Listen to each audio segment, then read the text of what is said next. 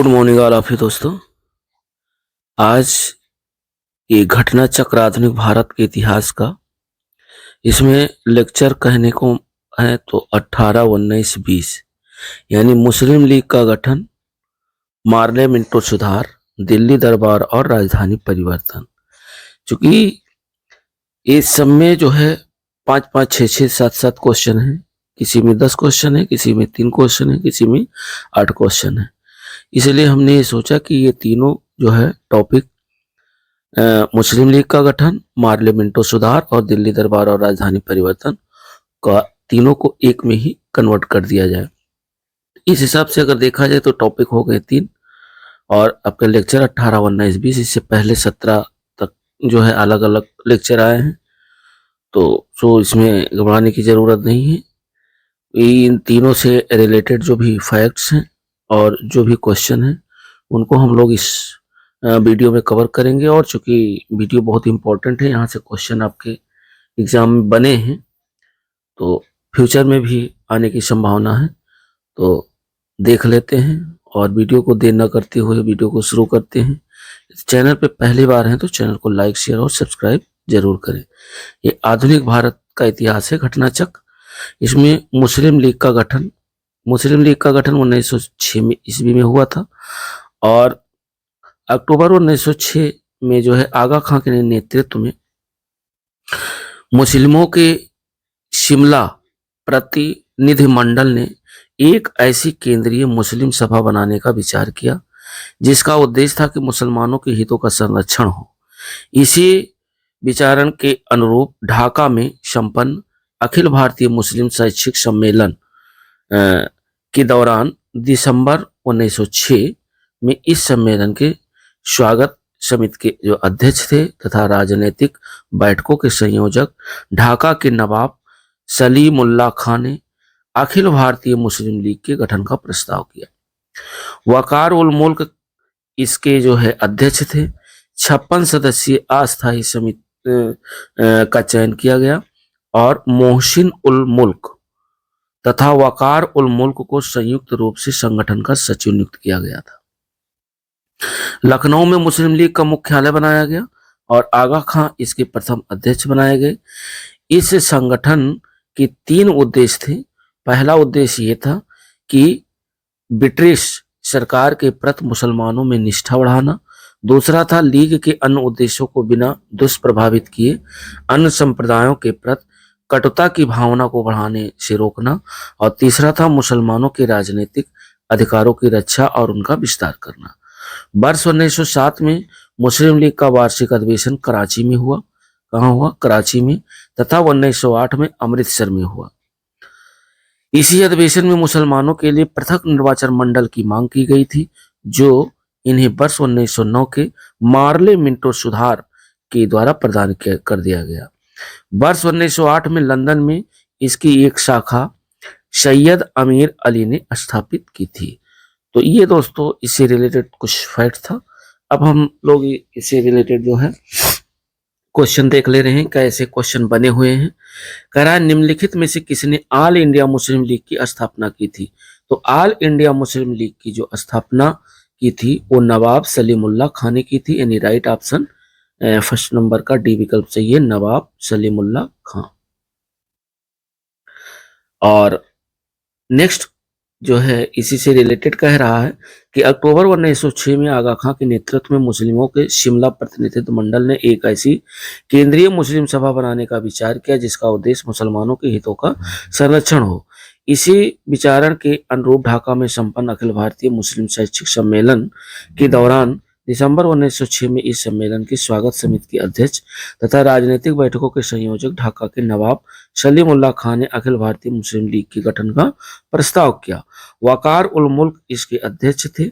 56 सदस्यीय अस्थायी समिति का चयन किया गया और मोहसिन उल मुल्क तथा वकार उल मुल्क को संयुक्त रूप से संगठन का सचिव नियुक्त किया गया था। लखनऊ में मुस्लिम लीग का मुख्यालय बनाया गया और आगा खां इसके प्रथम अध्यक्ष बनाए गए थे।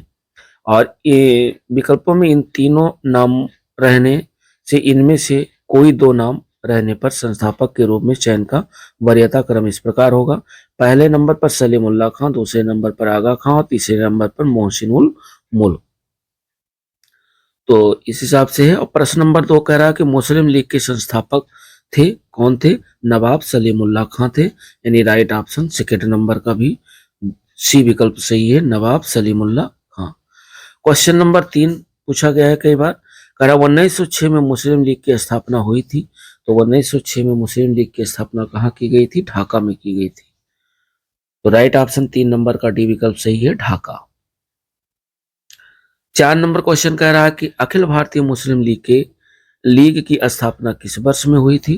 तो अखिल भारतीय मुस्लिम लीग की जो स्थापना है यह 1906 में की गई थी। राइट ऑप्शन 4 नंबर का डी विकल्प सही है। और 5 नंबर क्वेश्चन कह रहा है कि मुस्लिम लीग का प्रथम अध्यक्ष कौन था? तो मुस्लिम लीग के पहले अध्यक्ष आगा खां थे, यानी राइट ऑप्शन आपका ए विकल्प सही है, आगा खां। और आगे 6 नंबर क्वेश्चन कह रहा है कि 1907 में मुस्लिम लीग का वार्षिक अधिवेशन कहाँ हुआ था? तो 1907 में मुस्लिम लीग का वार्षिक जो अधिवेशन है वह कराची में संपन्न हुआ था, यानी राइट ऑप्शन बी विकल्प 6 नंबर का सही है, कराची। मुस्लिम लीग की स्थापना वर्ष 1906 में ढाका में की गई और 1907 में इसका वार्षिक अधिवेशन कराची में तथा 1908 में इसे अमृतसर में किया गया था। तो राइट ऑप्शन 6 नंबर का बी विकल्प सही है, कराची। 7 नंबर क्वेश्चन कह रहा है कि मुस्लिम लीग ने अपना वार्षिक अधिवेशन नियमित रूप से प्रारंभ किया था। तो कब से नियमित रूप से प्रारंभ किया था? तो ये जो है 1916 दिया है, 1919 दिया, 1924, 1925, इनमें से कोई नहीं सही, ई वाला विकल्प सही है। उपयुक्त में से कोई नहीं है, उपयुक्त में से एक से अधिक। कह रहा अखिल भारतीय मुस्लिम लीग की स्थापना दिसंबर 1906 में ढाका में हुई। इसके संस्थापक ढाका के नवाब सलीमुल्लाह खां थे। 1907 में मुस्लिम लीग का वार्षिक अधिवेशन कराची में हुआ। 1908 में अमृतसर में हुआ। इसके उपरांत मुस्लिम लीग के अधिवेशन अनियमित रूप से देश के विभिन्न शहरों में आयोजित होते रहे। यद्यपि बिहार लोक सेवा आयोग ने अपनी उत्तर कुंजी में इस प्रश्न का उत्तर डी को माना है, जो सही नहीं है। 8 नंबर क्वेश्चन देखते हैं। 8 नंबर क्वेश्चन कह रहा है कि निम्नलिखित वक्तव्यों पर विचार कीजिए। कथन ये कह रहा है कि लीग ने कांग्रेस की मुस्लिम जनता के साथ मिलकर उद्देश्य पूर्ति में लगाने के अधिकार को मनाने से मना कर दिया।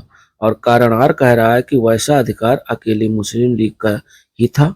नीचे दिए गए कोड से सही उत्तर का चयन करना है।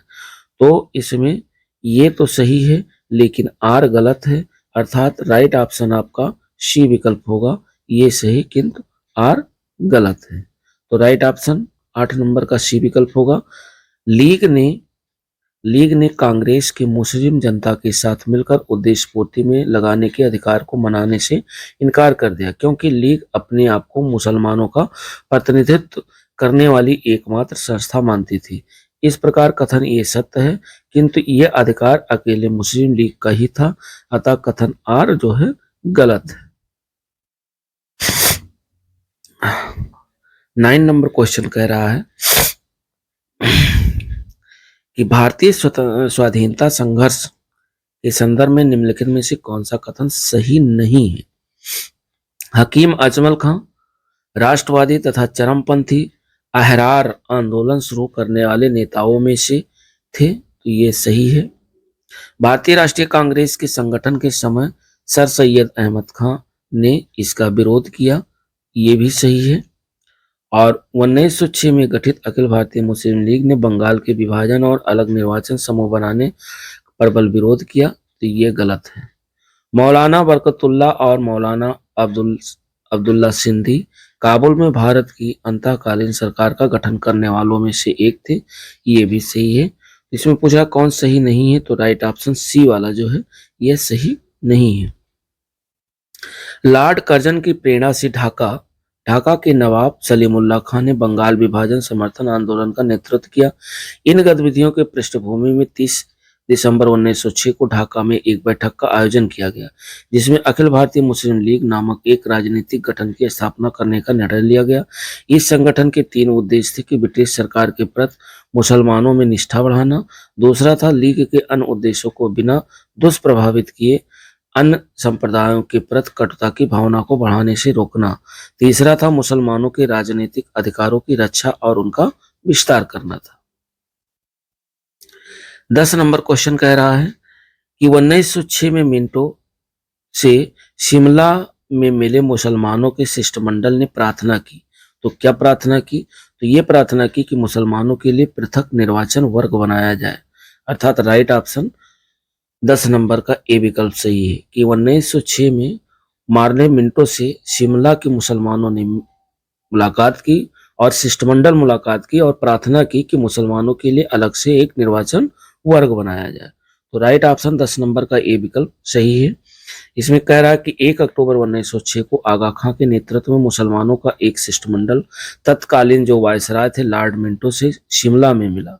शिष्टमंडल ने प्रांतीय, केंद्रीय एवं स्थानीय निकायों में निर्वाचन हेतु मुसलमानों के लिए विशिष्ट स्थिति की मांग की। इस मांग के जवाब में मिंटो ने मुसलमानों की आश्वासन देते हुए कहा कि उनके राजनीतिक अधिकारों और हितों की भारत में रक्षा की जाएगी।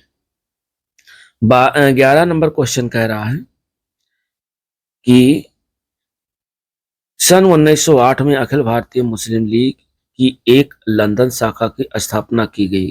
कहाँ? आगा खां की अध्यक्षता में, आमिर अली की अध्यक्षता में, लियाकत अली खान की अध्यक्षता में या M.A. जिन्ना की अध्यक्षता में। तो ये किया गया था किसकी अध्यक्षता में किया गया था? ये किया गया था आमिर अली की अध्यक्षता में, यानी राइट ऑप्शन आपका इसका बी विकल्प सही है 11 नंबर का। और जो है इसमें कह रहा है कि मुस्लिम लीग का मुख्यालय लखनऊ में था, अन्य कई स्थानों पर भी इसकी शाखाएं स्थापित की गई थी। 1908 में लंदन में इसकी एक शाखा सैयद अमीर अली ने स्थापित की थी। 12 नंबर क्वेश्चन कह रहा है कि मुसलमान यदि खुश और संतुष्ट हैं तो भारत में ब्रिटिश शक्ति का बचाव होगा, महत्तम बचाव होगा यानी अधिकतम बचाव होगा। यह किसने लिखा था? तो यह लिखा था जो है W.W. हंटर ने। किसने लिखा था? W.W. हंटर ने यह लिखा कि मुसलमान यदि खुश और संतुष्ट हैं तो भारत में ब्रिटिश शक्ति का महत्तम बचाव होगा, और ये लिखा था W.W. हंटर ने। तो राइट ऑप्शन 12 का सी विकल्प सही है। W.W. हंटर ने अपनी पुस्तक द इंडियन मुसलमान में लिखा था कि मुसलमान यदि खुश और संतुष्ट है तो भारत में ब्रिटिश शक्ति का महत्तम बचाव होगा। अब हम लोग देखते हैं ये मार्ले मिंटो सुधार से रिलेटेड थोड़ा फैक्ट्स है और 2-3 क्वेश्चन इसके भी हैं, तो देख ले रहे हैं इसी वीडियो में। कह रहा है वर्ष 1905 में लॉर्ड कर्जन के स्थान पर लॉर्ड मिंटो को भारत का वायसराय नियुक्त किया गया। कब? 1905 में। और 1905 में बंगाल का विभाजन करने के बाद में लॉर्ड कर्जन को हटा दिया गया और मार्ले मिंटो भारत का वायसराय नियुक्त हुआ तथा जॉन मार्ले को भारत सचिव उनके द्वारा इनके द्वारा किए गए सुधारों को मार्ले मिंटो सुधार के नाम से जाना जाता है। ब्रिटिश संसद द्वारा पारित संवैधानिक सुधार जिन्हें औपचारिक रूप से भारतीय परिषद अधिनियम 1909 कहा गया है, सामान्यतया मार्ले मिंटो सुधार के नाम से प्रसिद्ध है। भारतीय परिषद अधिनियम 1909 मार्ले मिंटो सुधार का सबसे बड़ा दोष सांप्रदायिक प्रतिनिधित्व प्रणाली के तहत मुसलमानों के लिए पृथक निर्वाचन मंडल की व्यवस्था करना था। इस व्यवस्था के अंतर्गत परिषदों में मुसलमान सदस्यों का निर्वाचन सामान्य निर्वाचन मंडल द्वारा नहीं अपितु केवल मुसलमानों के लिए गठित पृथक निर्वाचन मंडल द्वारा किया जाता था। वस्तुतः इसका आशय यह था कि मुसलमान संप्रदाय को भारतीय राष्ट्र से पूर्णतया पृथक वर्ग के रूप में स्वीकार किया गया। इस व्यवस्था ने भारतीय राजनीति में बहुत बड़ी समस्या उत्पन्न कर दी। सदियों से बनाई राष्ट्रीय एकता को एक ही चोट में समाप्त कर दिया। गांधी जी ने कहा था कि मार्ले मिंटो सुधार 1909 क्योंकि इंडियन काउंसिल एक्ट ने हमारा सर्वनाश कर दिया। अब इसी से रिलेटेड कुछ क्वेश्चन हैं, उनको हम लोग देखते हैं। कह रहा मार्ले मिंटो सुधार बिल किस वर्ष में पारित किया गया था? तो मार्ले मिंटो सुधार जो बिल है वो पारित किया गया था 1909 में। वेरी वेरी इंपॉर्टेंट, कई बार क्वेश्चन पूछा गया है। वर्ष 1905 में लॉर्ड कर्जन के स्थान पर लॉर्ड मिंटो को भारत का वायसराय नियुक्त किया गया और जॉन मार्ले को भारत सचिव। इनके द्वारा किए गए सुधारों को मार्ले मिंटो सुधार के नाम से जाना जाता है। ब्रिटिश संसद द्वारा पारित संवैधानिक सुधार, जिन्हें औपचारिक रूप से भारतीय परिषद अधिनियम 1909 कहा गया, सामान्यतः मार्ले मिंटो सुधार के नाम से प्रसिद्ध है। क्वेश्चन नंबर 2 कह रहा है कि 1909 के इंडियन काउंसिल एक्ट में किस बात की व्यवस्था की गई थी? तो 1909 के इंडियन काउंसिल एक्ट में जो है ये सांप्रदायिक प्रतिनिधित्व की व्यवस्था की गई थी। तो राइट ऑप्शन सेकंड नंबर का बी विकल्प सही, सांप्रदायिक प्रतिनिधित्व। भारतीय परिषद अधिनियम 1909 मार्ले मिंटो सुधार का सबसे बड़ा दोष सांप्रदायिक प्रतिनिधित्व प्रणाली के तहत मुसलमानों के लिए पृथक निर्वाचन मंडल की व्यवस्था करना था। और हम लोग देखते हैं क्वेश्चन नंबर 3। क्वेश्चन नंबर 3 कह रहा है कि राष्ट्रीय आंदोलन की अवधि में जिस घटना में मतभेद के बीज थे और वह जिससे अंततः देश का विभाजन कराई थी, वो क्या था? तो वो था कि विधानसभाओं में मुसलमानों के लिए पृथक निर्वाचन क्षेत्र और स्थानों का आरक्षण। यानी राइट ऑप्शन 3 नंबर का डी विकल्प सही है। विधानसभाओं में मुसलमानों के लिए पृथक निर्वाचन क्षेत्रों और स्थानों का आरक्षण। वर्ष 1909 के मार्ले मिंटो सुधार का सबसे बुरा पक्ष था कि मुसलमानों को पृथक अथवा सांप्रदायिक निर्वाचन पद्धति की सुविधा प्रदान करना। इस सुविधा से कालांतर में भारत के सार्वजनिक सांप्रदायिक जीवन को विषाक्त कर दिया गया और अंततः देश के विभाजन के बीजारोपण का काम किया गया। इसके विषय में जवाहरलाल नेहरू ने कहा था कि इससे उनके चारों ओर एक राजनीतिक प्रतिरोध बन गए, जिन्होंने उन्हें शेष भारत से अलग कर दिया और इसने शताब्दियों से आरंभ हुए एकता तथा मिलन की ओर किए गए सभी प्रयत्नों को पलट दिया। दिल्ली दरबार और राजधानी परिवर्तन से रिलेटेड कुछ क्वेश्चन है, उनको हम लोग देख ले रहे हैं। पहला क्वेश्चन कह रहा है कि ब्रिटिश काल में दिल्ली के पहले भारत की राजधानी कहाँ थी? तो ब्रिटिश काल में दिल्ली के पहले जो भारत की राजधानी थी वो थी कलकत्ता। यानी राइट ऑप्शन आपका ए विकल्प सही है, कलकत्ता। ब्रिटिश काल में दिल्ली से पहले भारत की राजधानी कलकत्ता थी। ब्रिटेन के राजा जॉर्ज पंचम के भारत आगमन यानी जब ये 12 दिसंबर 1911 के समय बंगाल विभाजन रद्द कर भारत की राजधानी कलकत्ता से दिल्ली हस्तांतरित करने की घोषणा की गई। लॉर्ड हार्डिंग द्वितीय के कार्यकाल में ये कलकत्ता से दिल्ली हस्तांतरित हुई थी। ये भी ध्यान रखिएगा, जब कलकत्ता से राजधानी दिल्ली हस्तांतरित की गई थी तो उस समय लॉर्ड हार्डिंग द्वितीय का कार्यकाल था और वर्ष 1912 में दिल्ली राजधानी बन गई। क्वेश्चन नंबर 2 कह रहा है कि 1912 में जब राजधानी कलकत्ता से दिल्ली लाई गई उस समय भारत का वायसराय कौन था? तो उस समय भारत के जो वायसराय थे लॉर्ड हार्डिंग थे। यानी राइट ऑप्शन सेकंड नंबर का डी विकल्प सही है, लॉर्ड हार्डिंग। 3 नंबर क्वेश्चन कह रहा है कि दिल्ली भारत की राजधानी बनी। तो दिल्ली भारत की राजधानी कब बनी? वर्ष 1911 में दिल्ली भारत की राजधानी बनी। उल्लेखनीय है कि दिल्ली को राजधानी बनाने की घोषणा 1911 में की गई थी, जबकि कलकत्ता से दिल्ली उसका हस्तांतरण वर्ष 1912 में हुआ। अतः हस्तांतरण के संबंध में यदि विकल्प में 1911 एवं 12 दोनों वर्ष दिए गए हैं तो इस संदर्भ में दूसरा वर्ष यानी 1912 अधिक मान्य होगा। 4 नंबर क्वेश्चन कह रहा है कि किस वर्ष भारत की राजधानी कलकत्ता से दिल्ली हस्तांतरित की गई? तो ये हस्तांतरित की गई 1912 में। यानी राइट ऑप्शन डी विकल्प। 11 में घोषणा की गई, 12 में हस्तांतरित हुई। 4 नंबर का राइट ऑप्शन डी विकल्प सही है। 5 नंबर क्वेश्चन कह रहा है कि किस वर्ष भारत की राजधानी कलकत्ता से दिल्ली आई? तो ये राजधानी कलकत्ता से दिल्ली आई ये 1911 में, क्योंकि 12 यहाँ नहीं दिया हुआ है तो 11 माना जाएगा। तो राइट ऑप्शन 5 नंबर का डी विकल्प सही है, 1911। 6 नंबर क्वेश्चन कह रहा है कि दिल्ली में उनके राजकीय प्रवेश के अवसर पर बम फेंका गया था। तो दिल्ली में किसके प्रवेश के अवसर पर बम फेंका गया था? तो ये फेंका गया था लॉर्ड हार्डिंग के प्रवेश पर।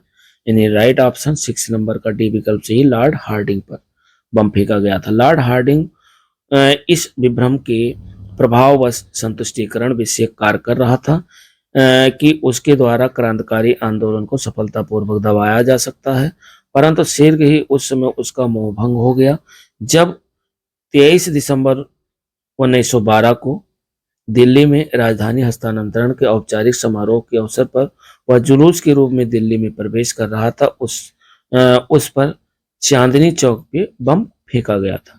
7 नंबर क्वेश्चन कह रहा है कि क्रांतिकारी जो हार्डिंग बम कांड में शामिल नहीं था वो कौन थे? तो जो है भगवती चरण बोहरा उसमें शामिल नहीं थे, यानी हार्डिंग बम कांड में भगवती चरण बोहरा शामिल नहीं थे। बाकी अमीर चंद और बाल मुकुंद और अवध बिहारी ये तीनों लोग शामिल थे। हार्डिंग बम कांड दिल्ली षड्यंत्र केस के रूप में प्रसिद्ध है। इसमें 13 व्यक्तियों को अभियुक्त बनाया गया था, जिसमें मास्टर अमीर चंद, दीनानाथ, भाई बाल मुकुंद, बालराज भैल, बसंत कुमार, अवध बिहारी को गिरफ्तार किया गया था। इसमें 4 लोगों को फांसी और 2 को 7 वर्ष के कारावास की सजा हुई थी और दीनानाथ सरकारी गवाह बन गया था। भगवती चरण बोहरा इसमें नहीं थे। इसमें मुख्य भूमिका निभाने वाले रास बिहारी बोस जापान भाग गए थे तथा मुकदमे से बच गए थे।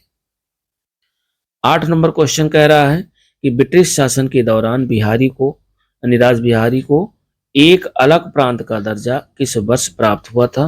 तो ये प्राप्त हुआ था वर्ष 1912 में। यानी ब्रिटिश सरकार के दौरान बिहार को एक अलग प्रांत का दर्जा मिला था 1912 में, जब दिल्ली जो है कलकत्ता से राजधानी दिल्ली हस्तांतरित हुई थी। दिसंबर 1911 में ब्रिटिश सम्राट जॉर्ज पंचम और महारानी मैरी के भारत आगमन पर उनके स्वागत हेतु दिल्ली में एक दरबार का आयोजन किया गया।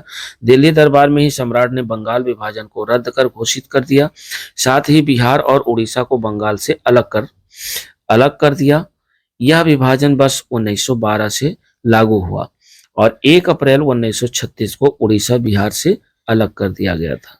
तो ये दोस्तों रहे कुछ महत्वपूर्ण क्वेश्चन, क्योंकि टॉपिक इसमें 3 हैं, लेकिन तीनों से रिलेटेड जो भी पीवाईक्यू अब तक बने हुए थे उन सारे पीवाईक्यू को हम लोगों ने कवर किया, चाहे मुस्लिम लीग का गठन हो, चाहे मार्ले मिंटो सुधार हो, या दिल्ली दरबार और राजधानी परिवर्तन हो।